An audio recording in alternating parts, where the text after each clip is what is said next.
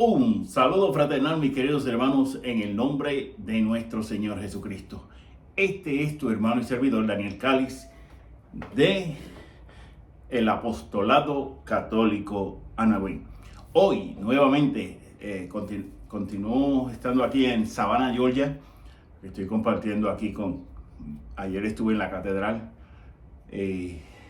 Cristo Rey y pues saludo a todos los hermanos que estuvieron ayer con los que estuve compartiendo ayer esa experiencia única de la palabra de Dios, ¿verdad? Entonces, hoy estamos celebrando el Martes Santo. Continuamos en la Semana Mayor y recordemos que estamos todavía en Cuaresma.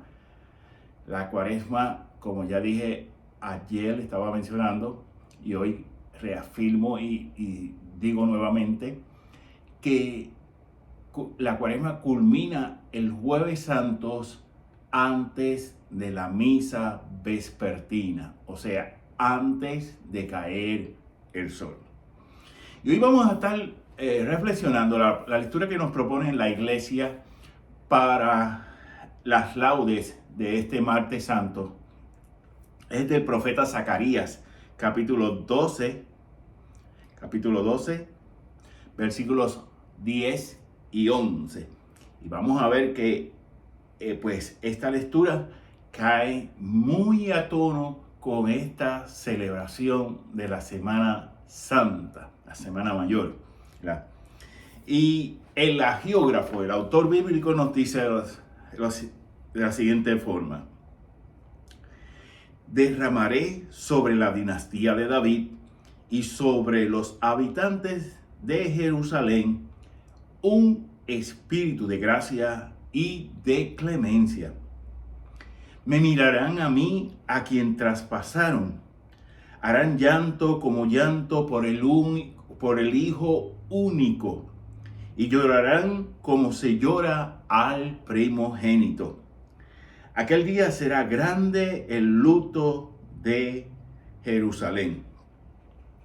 Palabra de Dios, te alabamos, Señor.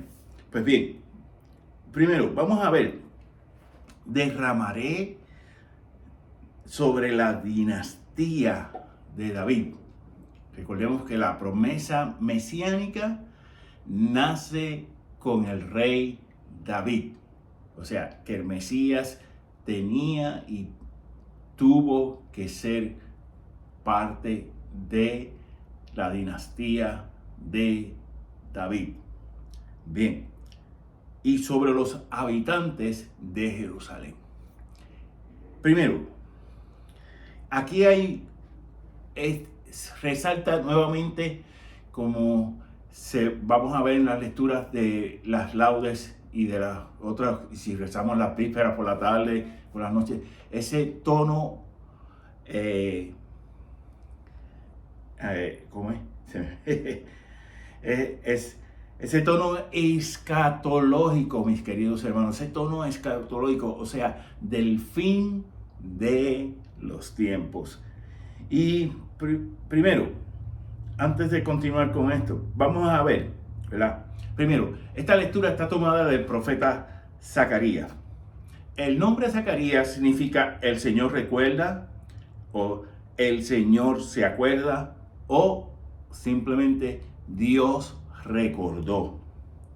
Y entonces, miren la importancia de qué es conocer, pero conocer en todo, perdón, conocer en todo el sentido de la palabra, con nuestra mente, nuestro corazón y con todo nuestro espíritu. Conocer esta lectura y las lecturas que nos propone el profeta Zacarías, ¿verdad?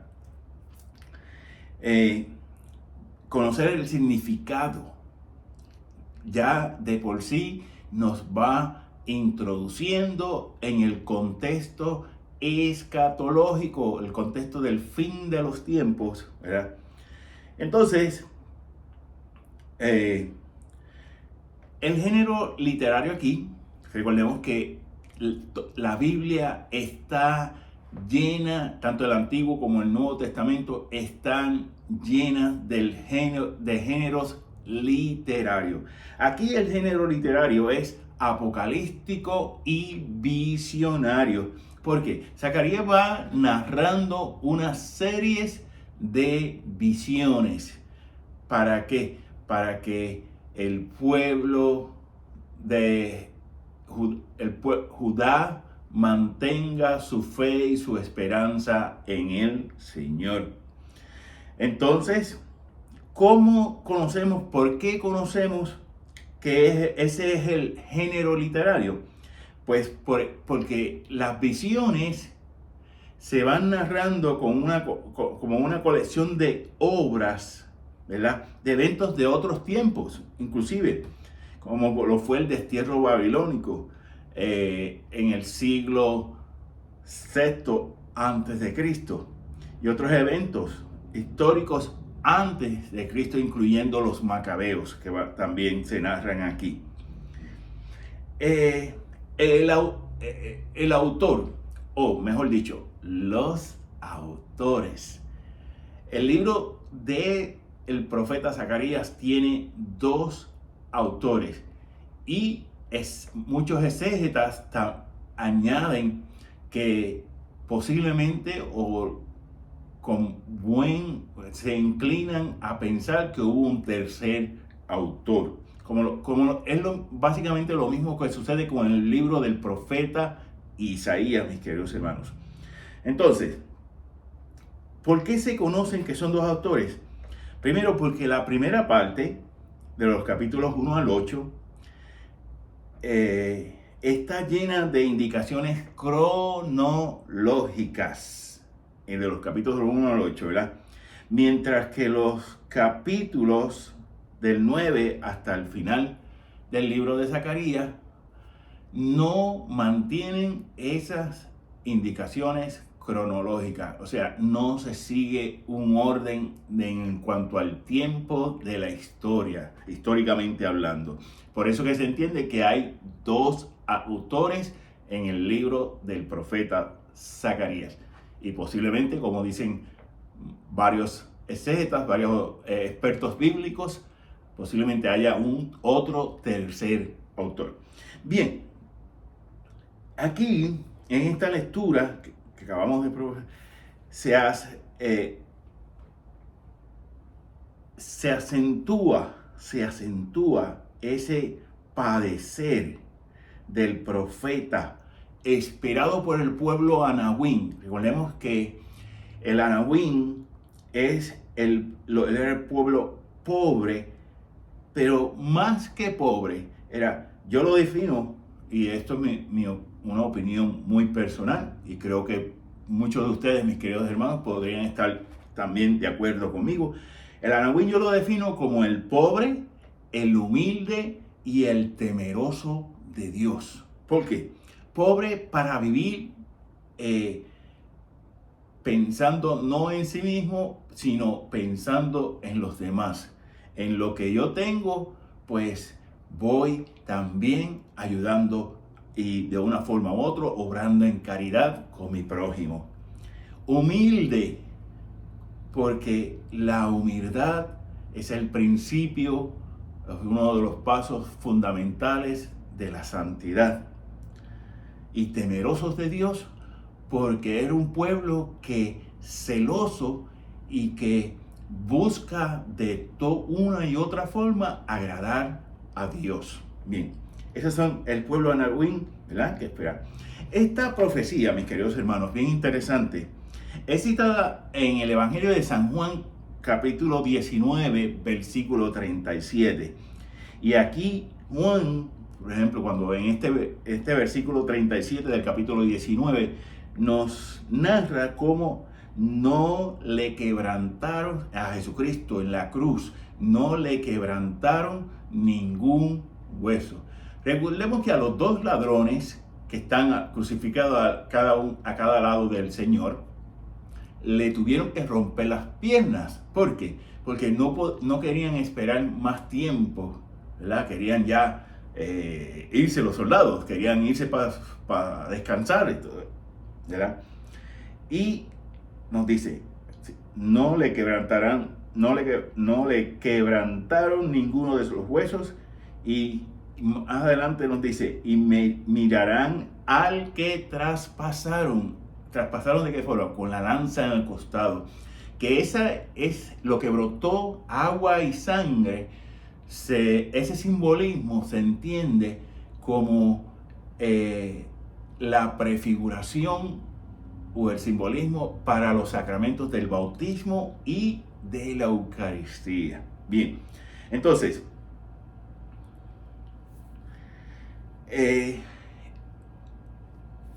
miren, buscando prepararnos a esta reflexión, encuentro en el Catecismo de la Iglesia Católica, en el numeral 1432, 1432, numeral 1432. Voy a poner la cita ahí a la parte de abajo. Que nos dice, el corazón del hombre es torpe y endurecido. Es preciso que Dios dé al hombre un corazón nuevo. Citando al profeta Isaías, capítulo 36, versículos 26 al 27.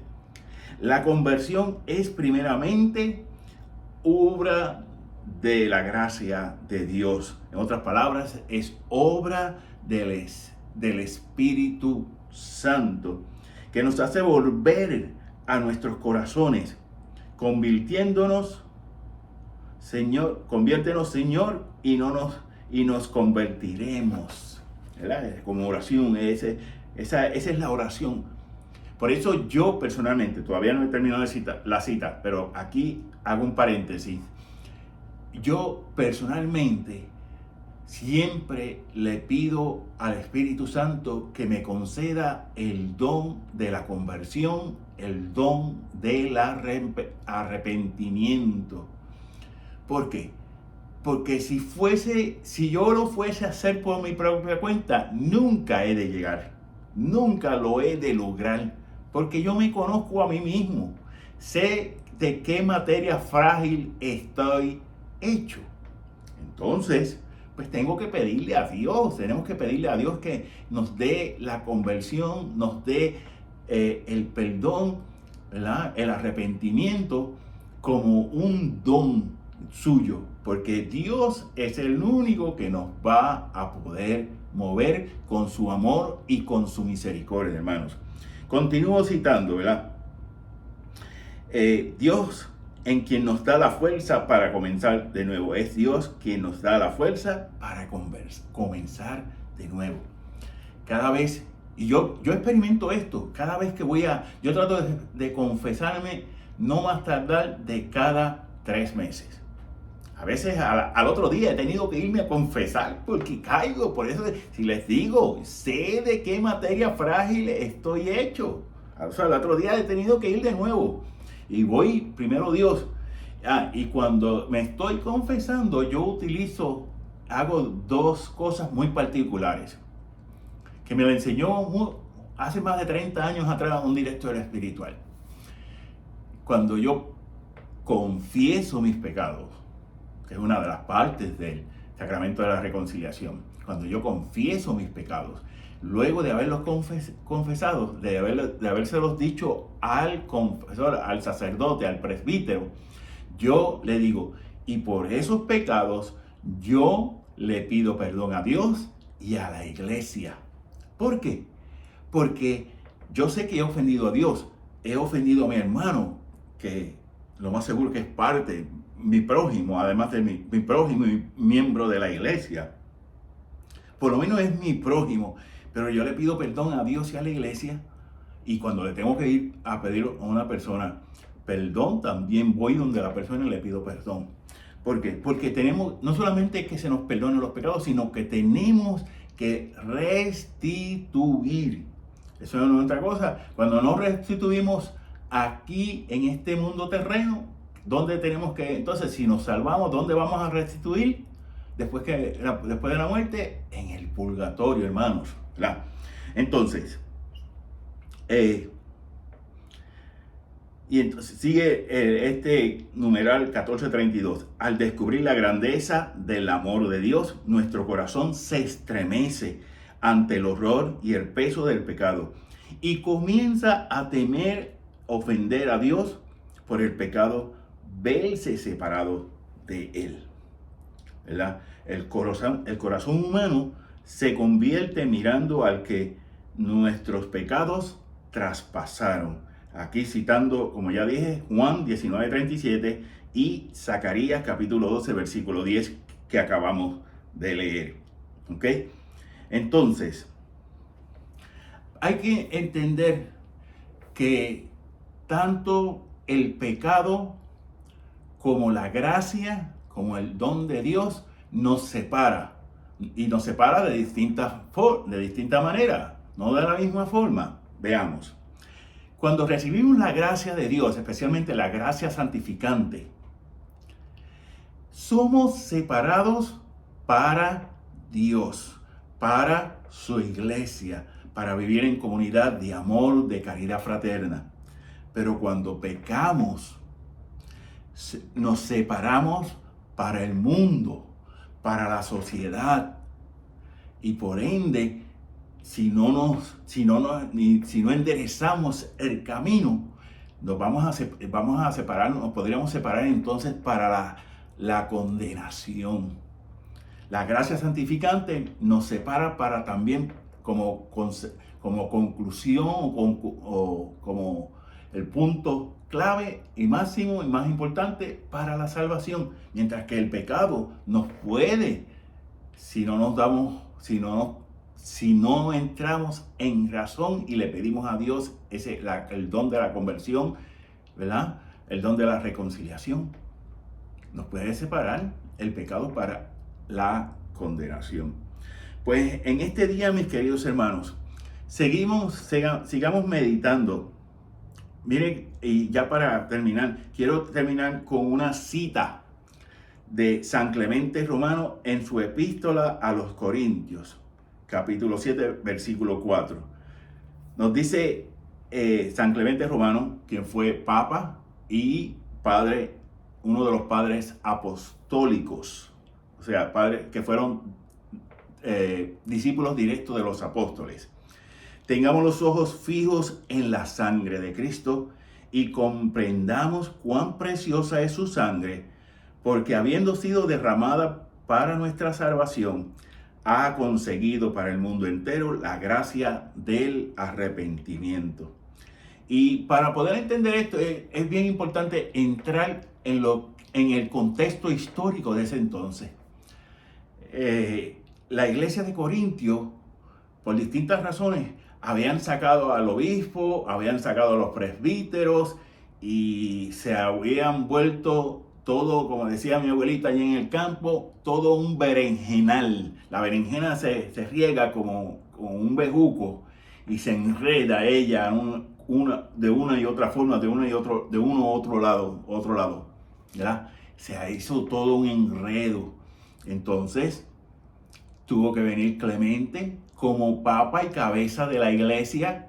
Y déjeme decirle, Juan el apóstol estaba vivo. Y Juan pudo haber dicho, no, yo soy apóstol, soy apóstol del Señor, yo puedo trabajar con eso. No, Juan dejó que Clemente como papa y cabeza de la iglesia trabajara con esa situación.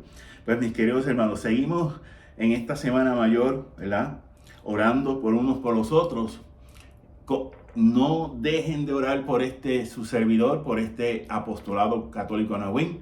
Te pedimos que te hagas parte de esta comunidad Anahuín, esta comunidad pobre, humilde, pero a la vez temerosa de Dios, que busca la salvación, que busca llegar al reino de Dios. Por eso, entonces, es bien importante, ¿verdad? Seguimos reflexionando en esta oración. Déjanos saber tu comentario, cómo podemos mejorar. Estamos para eso, mis hermanos. ¿Cómo podemos mejorar tú? Danos, si tienes alguna petición de oración, nos las puedes hacer también en los comentarios. Así que 1.000.000 de gracias, mi gente, y pues nos despedimos como siempre con la bendición del Padre, del Hijo y del Espíritu Santo. Amén.